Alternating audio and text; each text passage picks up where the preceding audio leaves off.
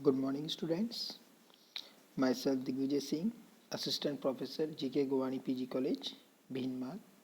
In today's class, we are discussing a beautiful poem by Alfred Lord Tennyson, Ulysses, part second. In the first part, we are discussing about how Ulysses is in position of an idle king.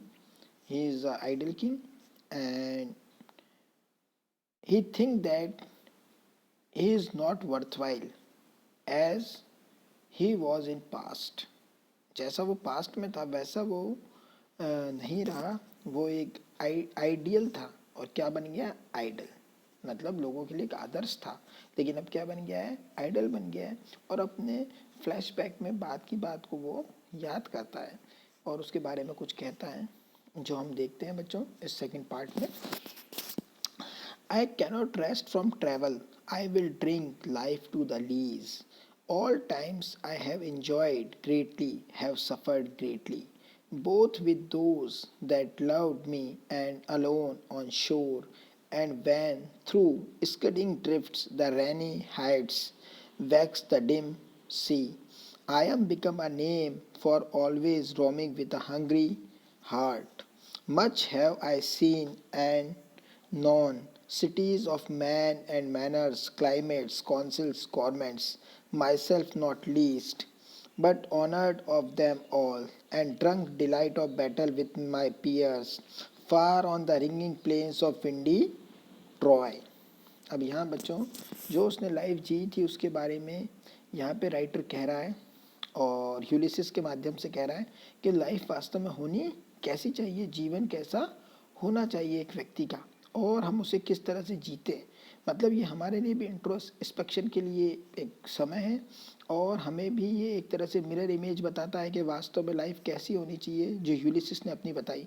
I cannot rest from travel, I am cannot rest from travel, क्योंकि मैंने travel से कभी भी अपने आप को rest position में नहीं ले गया। क्योंकि आप देखेंगे एक मिर्ज़ा गालिब का भी एक शेर है कि सैर कर गालिब जहाँ की, जिंदगानी फिर कहाँ, और जिंदगानी गर रही तो नौजवानी फिर कहाँ। तो अब नौजवान नहीं है हमारा यूलिसिस, लेकिन वो यही बात कहता है कि सैर कर, मतलब ट्रैवल किया, मैंने युद्ध लड़े, मैंने ट्रैवल किया, मैं एक जगह से दूसरी जगह गया। तो ट्रैवल करने से क्या मिलता है, हमें नई नई चीज़ें सीखने को मिलती हैं। जैसे कभी कभार किसी के लिए कहते हैं कि अरे भाई वो तो कुएं का मेंढक है। तो कुएं का मेंढक हो जाने का मतलब अपनी एक टेरिटरी में रहना, तो वो नई चीज़ें नहीं सीख पाएगा। और जब लर्न करना है तो उसके लिए हमें क्या करना पड़ेगा, ट्रैवल करना पड़ेगा, यात्राएं करनी पड़ेगी, जब जाके ही हम कुछ चीज़ लर्न कर सकते हैं। जैसे कहते हैं कि घर छोड़े बिना विद्या का अर्जन नहीं होता, तो उसी तरह से हमें घर छोड़ के जाना पड़ेगा। I cannot rest for travel, I will drink life to the lees, और I will drink life to the lees, मतलब ड्रिंक का मतलब क्या होता है, किसी चीज़ को पीना। Life to the lees, life के अंतिम छोर तक, जब तक मेरे शरीर में ताकत रही, जब तक मैंने उसको जिया है। और लीज का मतलब क्या होता है, जैसे मान लो किसी कप में हम कोई चीज़ पीते हैं तो उसकी कोई एक घूंट बच जाता है, तो आखिरी घूंट, लीज का मतलब क्या है, आखिरी घूंट, आखिरी बूंद, last drop of water, of last drop of life. आखिरी ड्रॉप तक लाइफ को मैंने जिया है, उसको एंजॉय किया है। तो लाइफ को इसी तरह से आखिरी बूंद तक भी एंजॉय करना चाहिए, आखिरी बूंद तक भी हमें उसका आनंद लेना चाहिए, जैसे हमारा यूलिसिस लिया करता था। I cannot rest from travel, I will drink life to the lees, last moment तक भी लाइफ का मैंने आनंद लिया है, आखिरी बूंद तक भी उस जिंदगी का घूंट मैंने पिया है। All time I have enjoyed greatly, और ऑल टाइम मैंने बहुत इंजॉय किया, बहुत आनंद किया, बहुत सफलता के साथ मैंने जीवन जिया। एंड हैव सफर्ड ग्रेटली, और मैंने तकलीफ भी उतनी ही झेली। जैसे कभी एक बात कहते हैं कि उसका कोई दुश्मन नहीं है जिसने दोस्त नहीं बनाया, उसका कोई दुश्मन नहीं है जिसने दोस्त नहीं बनाया। तो दोस्त बनाएंगे तो दुश्मनी भी होगी, नए दोस्त भी बनेंगे, पुराने टूटेंगे, लेकिन दोस्ती हमें करते रहना चाहिए। तो उसी तरह से all time I enjoy greatly and suffered greatly, मैंने जीवन का आनंद भी पूरा लिया और उतनी ही मैंने तकलीफ भी झेली है, बराबरी से तकलीफ झेली है, सुख और दुख दोनों को मैंने झेला है। क्योंकि जब हम एडवेंचर करते हैं, कहीं जाते हैं, ट्रैवल करते हैं, युद्ध लड़ते हैं, कुछ अच्छी चीज़ें करते हैं, पढ़ाई करते हैं, तो हमें क्या है, तकलीफ भी उतनी ही झेलनी पड़ती हैं और उतना ही हमें आनंद भी महसूस होता है। Both with those that loved मी, और बोथ विद दोज, उनके साथ मैं रहा जिनके साथ मैंने एंजॉय भी किया और सफ़र भी किया, दैट लव्ड मी, जो मुझे प्रेम करते थे। एंड अलोन, और अकेले भी, ऑन शोर, शोर मतलब समुद्र का किनारा, और समुद्र के किनारे से जो चीज़ें होती हैं वो होती है अनंत। समुद्र के किनारे का मतलब क्या होता है? अनंत। तो अनंत ही मैंने आनंद लिया और अनंत ही मैंने दुख झेला है, मतलब जिसको मैं किसी चीज़ में बयान नहीं कर सकता। लेकिन क्यों? मतलब वो खुश है इस चीज़ को लेकर कि मैंने सफ़र भी किया और मैंने एंजॉय भी किया, मतलब उसको लेकर वो दुखी नहीं है, खुश है। That loved me and alone on shore and when through scudding drifts the rainy Hyades vex the dim sea. और वैन, कब कब मैं समुद्र के किनारे खड़ा था? जब समुद्र के किनारे में नहीं खड़ा था, जब वहाँ बहुत सुख था, लोग बीचेस पे आराम से, जैसे मान लो गोवा का कोई बीच हो या कोई चेन्नई के कोई बीचेस हो, ऐसे बीच पे नहीं था वो एक कठिन उस जगह पर था, ऐसे किनारे पे था समुद्र के कि van throwing skidding drifts, skidding drifts का मतलब रेनी क्लाउड्स, स्किडिंग ड्रिफ्ट्स का मतलब रेनी क्लाउड्स वहाँ से गुजर रहे थे। स्किड ड्रिफ्ट का मतलब रेनी क्लाउड्स वहाँ से गुजर रहे थे।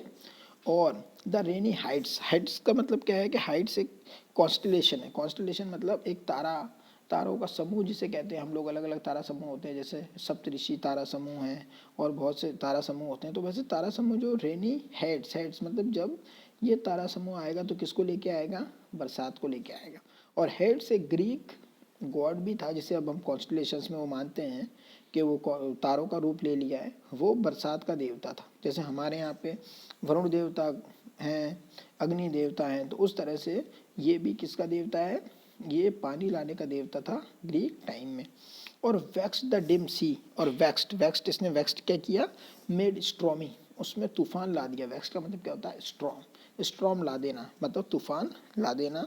स्ट्रॉम द डिम सी, और सी कैसा है? डिम है। डिम मतलब अंधेरा छाया हुआ है सी में, जो उजाला दिखता था, जो सूर्य दिखता था, वो सूर्य अब नज़र नहीं आ रहा। तो through scudding drift the rainy Hyades vex the dim sea, मतलब इतनी कठिन परिस्थितियों में मैं कैसा था? अलोन था, अकेला था। जब समुद्र में तूफान था, बादल छाए हुए थे, इतनी समस्याएं थी, समुद्र में कुछ नज़र नहीं आ रहा था, जब मैं किनारे पे खड़ा था, मतलब जब मैं मेरी समुद्र की यात्रा करना चाह रहा था। तो इससे हम ये भी एक चीज़ समझ सकते हैं कि विक्टोरियन एज को भी हमारा पॉइंट यहाँ पे रिप्रेजेंट कर रहा है कि विक्टोरियन एज में किस तरह से लोगों ने समुद्री यात्राएं करी। और आप लोगों को ये पता ही होगा, या नहीं पता हो तो मैं बताना चाहता हूँ कि ज़्यादातर महारानियों ने ही इंग्लैंड पे राज किया, क्योंकि जो मतलब आदमी थे, मेल कैरेक्टर्स जो थे, वो एडवेंचर पसंद करते थे, वो लंबी लंबी यात्राएं करते थे, नए नए देश खोजते थे, और यही चीज़ उनके जीवन से जुड़ी हुई थी। और जो महिलाएं थी वो घर में रहती थी, और जब भी उन्होंने देश, मतलब घर में रहने का मतलब इंग्लैंड में रहती थी, इंग्लैंड में रहने के बाद उन्होंने धीरे धीरे वेल्थ को एक्युमुलेट किया, बैंकों का निर्माण हुआ, और धीरे धीरे हम इंग्लैंड से ही हम देखते हैं कि वो सारी चीज़ें जो आज के सिस्टम में हैं, वो बहुत सी चीज़ें इंग्लैंड की ही देन है।